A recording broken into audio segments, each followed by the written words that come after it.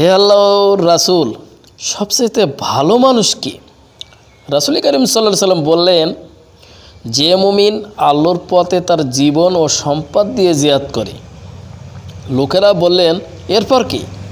তিনি বললেন, যে ব্যক্তি আল্লাহর ভয় করে এবং নিজের অনিষ্ট থেকে মানুষকে নিকৃষ্ট দেওয়ার জন্য পাহাড়ের কোনো নির্জন গয় অবস্থান করে, তিনি হচ্ছে সবচেয়ে উত্তম ব্যক্তি।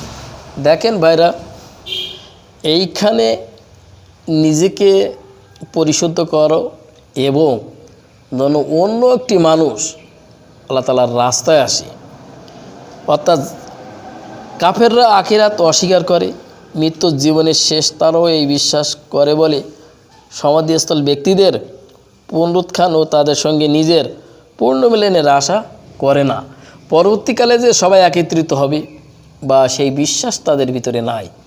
অতএব ওই ব্যক্তি উত্তম যিনি নিজে সত্যের পথে আছেন এবং অপরকে সত্যের পথে আহ্বান করেন।